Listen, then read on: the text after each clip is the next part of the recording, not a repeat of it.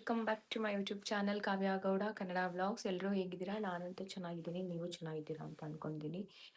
ಇವತ್ತು ಗುರುವಾರ ಬೆಳಿಗ್ಗೆಯಿಂದ ವ್ಲಾಗ್ನ ಸ್ಟಾರ್ಟ್ ಮಾಡ್ತಿದ್ದೀನಿ.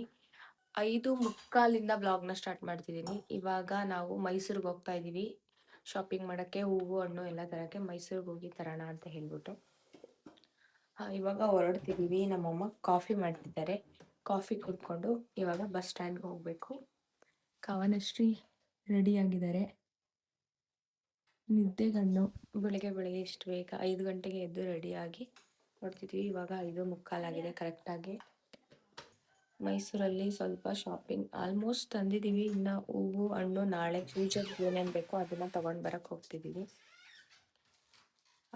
ಏನೇನು ತೊಗೊಂಬರ್ತೀನಿ ಅಂತ ವಿಡಿಯೋ ಮಾಡ್ತೀನಿ, ನೆಕ್ಸ್ಟು ಸಿಗ್ತೀನಿ. ಇವಾಗ ಕಾಫಿ ಕುಡ್ಕೊಂಡು ಹೊರಡ್ತಾ ಇದ್ದೀವಿ. 6:30 ಅಷ್ಟೊತ್ತಿಗೆ ನಾವು ಮೈಸೂರು ರೀಚ್ ಆಗಿದ್ವಿ. ಬಸ್ ಸ್ಟ್ಯಾಂಡಿಂದ ಮಾರ್ಕೆಟ್ ಇರೋದು ತುಂಬ ದೂರ, ನಡ್ಕೊಂಡೋದ್ರೆ ಲೇಟ್ ಆಗಿಬಿಡುತ್ತೆ ಅಂತ ಅಂದ್ಕೊಂಡು ಆಟೋ ಮಾಡಿಕೊಂಡು KR ಮಾರ್ಕೆಟಿಗೆ ಬಂದ್ವಿ. ನಾವು ಅಷ್ಟು ಬೇಗ ಹೋಗಿದ್ರು ತುಂಬಾ ಜನ ಇದ್ರು ಅಷ್ಟೊತ್ತಿಗೆನೆ. ನಾವು ಫಸ್ಟ್ ಹೂ ತೊಗೊಂಡ್ಬಿಡೋಣ ಅಂತ ಹೇಳ್ಬಿಟ್ಟು ಹೂ ಮಾರ್ಕೆಟಿಗೆ ಬಂದ್ವಿ. ಅಲ್ಲಿ ನೋಡಿದ್ರೆ ಒಂದೊಂದು ಹೂ ಒಂದೊಂದ್ ತರ ರೇಟ್ ಇತ್ತು. ಕನಕಾಂಬ್ರ ಹೂ ರೇಟ್ ಕೇಳ್ಬಿಟ್ಟು ನಂಗಂತೂ ಶಾಕೆ ಆಗೋಯ್ತು. ಇನ್ನು ಹಾರಗಳ ರೇಟ್ ಅಂತೂ ಕೇಳಂಗೆ ಇಲ್ಲ. ಲೋಟಸ್ ಹಾರ ತುಂಬಾ ಚೆನ್ನಾಗಿತ್ತು, ನಂಗೆ ತುಂಬಾ ಇಷ್ಟ ಆಯ್ತು. ಅದನ್ನ ಕೇಳ್ದೆ ರೇಟ್ ಎಷ್ಟು ಅಂತ ಹೇಳ್ಬಿಟ್ಟು 1500 ಹೇಳಿದ್ರು. ರೇಟ್ ಕೇಳ್ಬಿಟ್ಟೇನೆ ಶಾಕ್ ಆಗೋಯ್ತು. ನಾವು ಬೇಡ ಅಂತ ಹೇಳ್ಬಿಟ್ಟು ಮಲ್ಗೆ ಹಾರ ತಗೊಂಡ್ವಿ. ಮಾರ್ಕೆಟ್ ಒಳಗಡೆದು ಯಾವ್ದು ವಿಡಿಯೋನೇ ಮಾಡ್ಕೊಂಡಿಲ್ಲ, ಬ್ಯಾಗ್ಸ್ ಎಲ್ಲ ಇಟ್ಕೊಂಡು ವಿಡಿಯೋ ಮಾಡಕ್ ತುಂಬಾ ಕಷ್ಟ ಆಗ್ತಿತ್ತು ನಂಗೆ. ಇವಾಗ ತಾನೇ ಮನೆಗ್ ಬಂದಿದೀವಿ, 11:20 ಆಗಿದೆ ಟೈಮು. ಬಂದ ತಕ್ಷಣ ಹೊಟ್ಟೆ ಹಸಿತಾಯ್ತು. ನಮ್ಮ ಅಮ್ಮ ರೊಟ್ಟಿ ಹಾಕೊಟ್ಟಿದ್ದಾರೆ, ತಿಂತಾ ಇದೀವಿ. ಉಪ್ಸಾರು ಖಾರ ಮತ್ತೆ ರೊಟ್ಟಿ.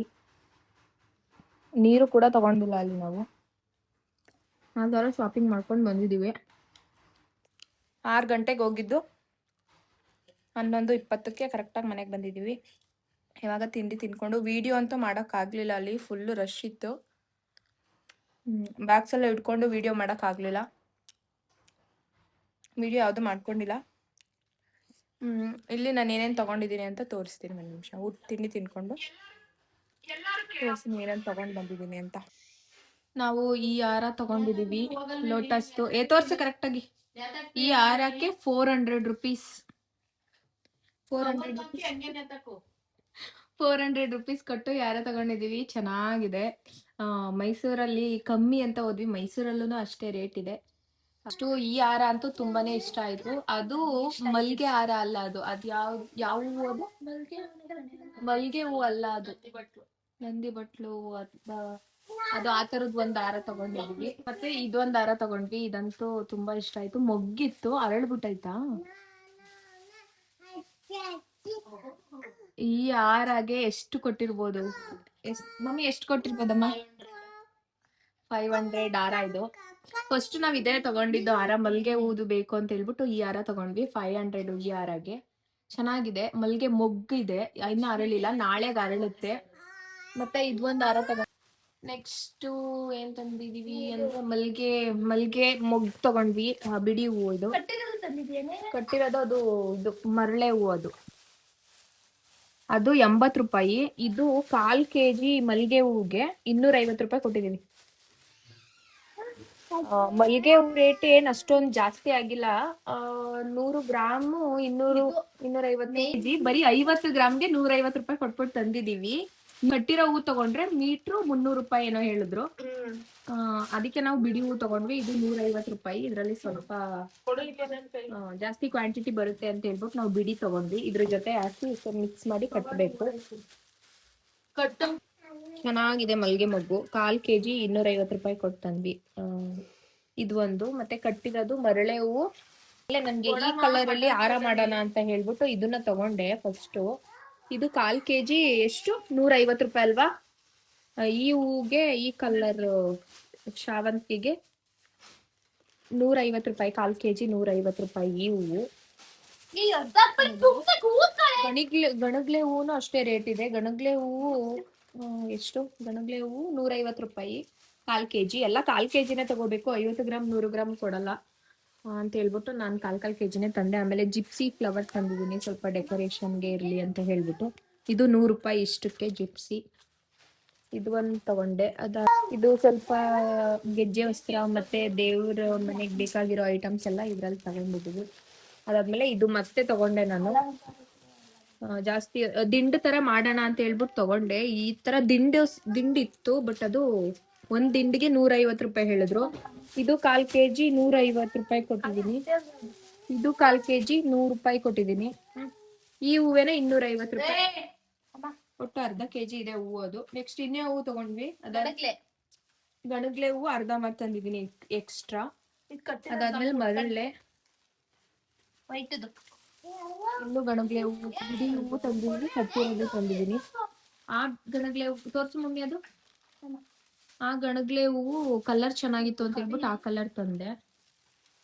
ನೆಕ್ಸ್ಟ್ ಇದು ವೈಟ್ ಸಾವಂತಿಗೆ ತಂದಿದ್ದೀನಿ, ಮತ್ತೆ ಯೆಲ್ಲೋ ಕಲರ್ ಸಾವಂತಿಗೆ 2 ಮಾರು, ವೈಟ್ 1 ಮಾರು.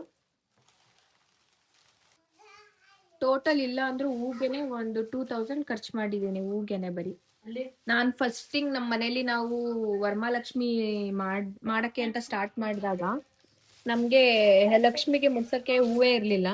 ಕೊರೋನಾ ಟೈಮಲ್ಲಿ ಮಾಡಿದ್ದು ನಾವು.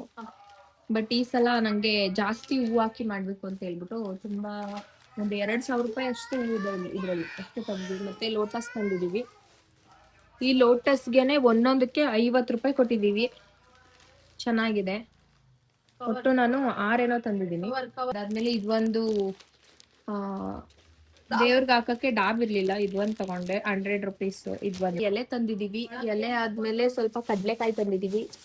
ಅದಾದ್ಮೇಲೆ ಇದು ಅಲ್ಲೇ ಕಜ್ಜಾಯ ತಂದಿದ್ದೀನಿ. ನಾನು ವರ್ಷ ಮಾಡಲ್ಲ ಮನೇಲಿ, ಯಾವಾಗ್ಲೂ ಹೊರ್ಗಡೆಯಿಂದಾನೆ ಅಂಗಡಿಯಿಂದಾನೆ ತಂದಿಡೋದು.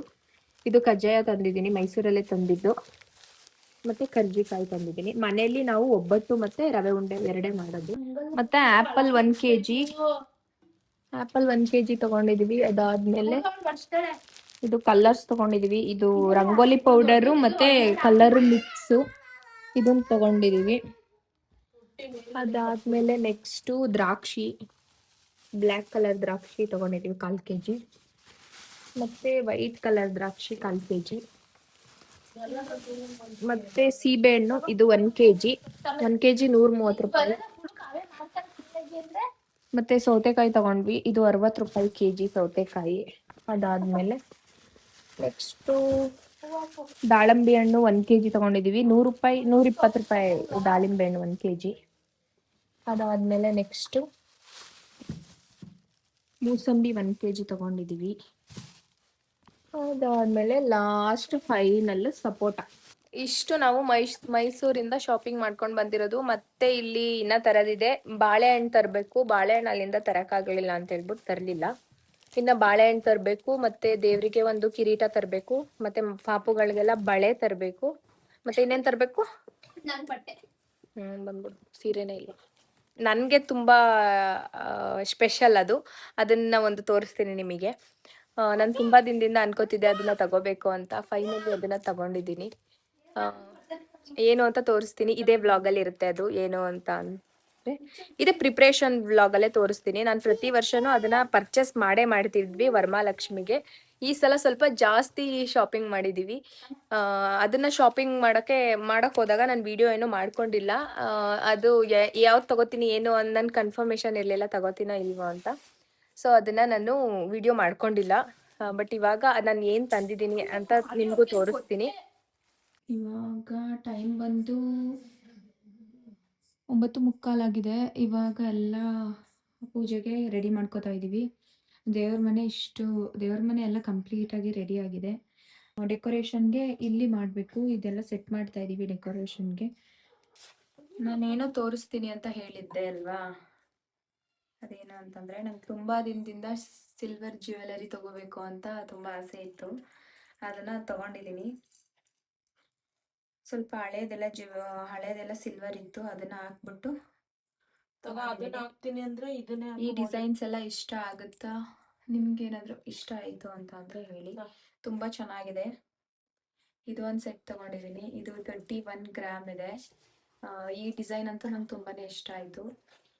ಇದು ಪ್ಯೂರ್ 92 ಕ್ಯಾರೆಟ್ ಸಿಲ್ವರ್. ಇದು ತುಂಬಾ ಚೆನ್ನಾಗಿದೆ. ಇದೊಂದು ಜ್ಯುವೆಲರಿ ತಗೊಂಡಿದ್ದೀನಿ.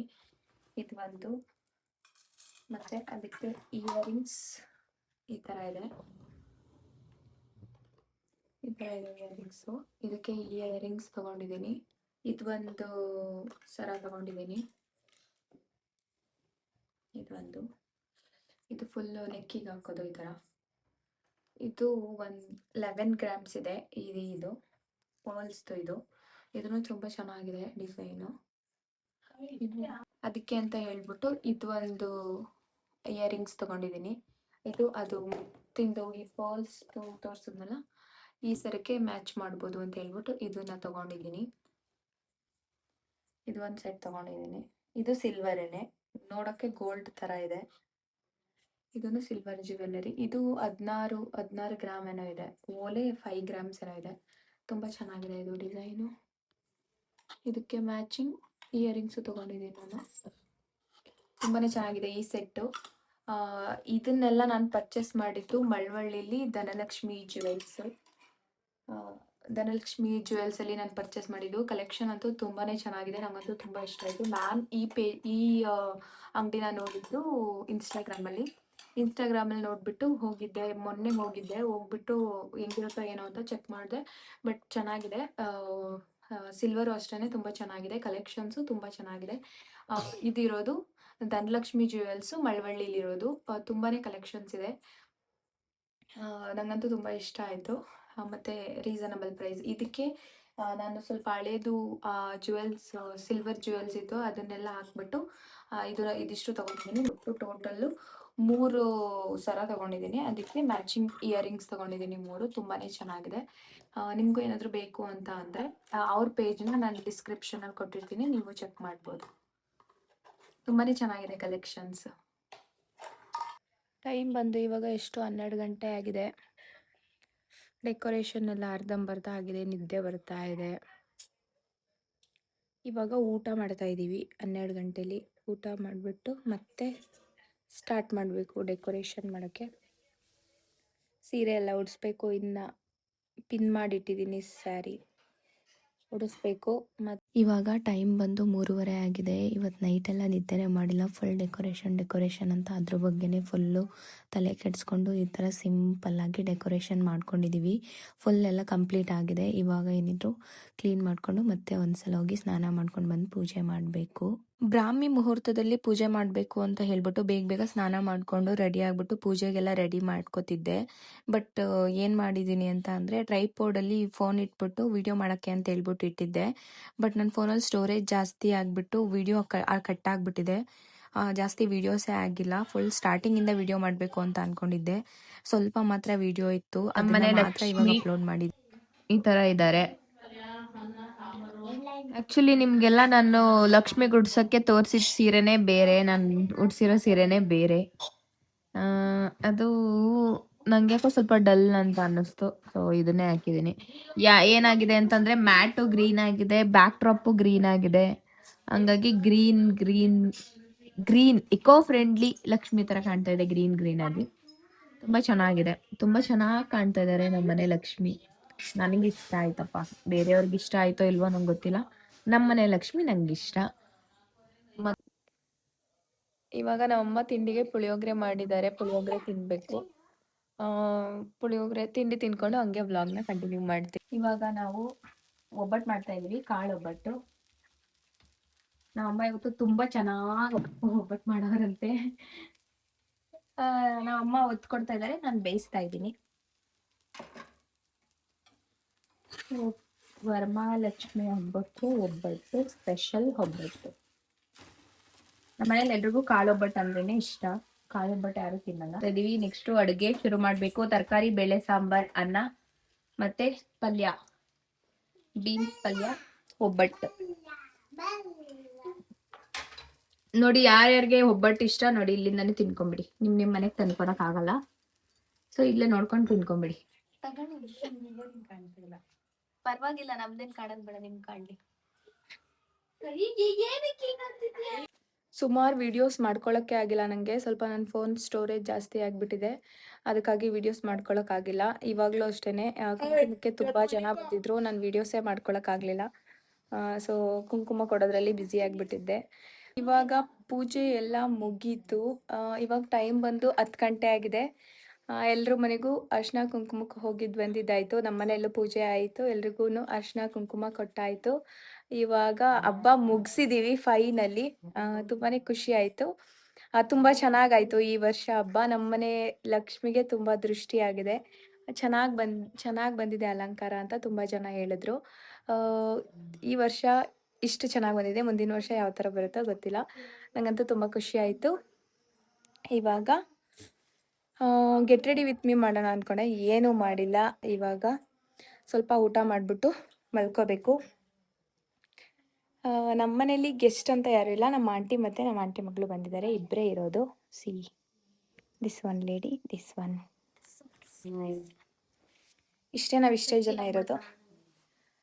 ಇವಾಗ ಊಟ ಮಾಡಬೇಕು. ಇವಾಗ ಊಟಕ್ಕೆ ಏನು ಮಾಡಿದ್ದಾರೆ ಅಂತ ಅಂದರೆ ಬೇಳೆ ಸಾಂಬಾರ್. ವಿಡಿಯೋದಲ್ಲಿ ಮಾಡಿದ್ದೀನಲ್ಲ. ಚೆನ್ನಾಗೈತಾ? ಚೆನ್ನಾಗಿದೆಯಾ?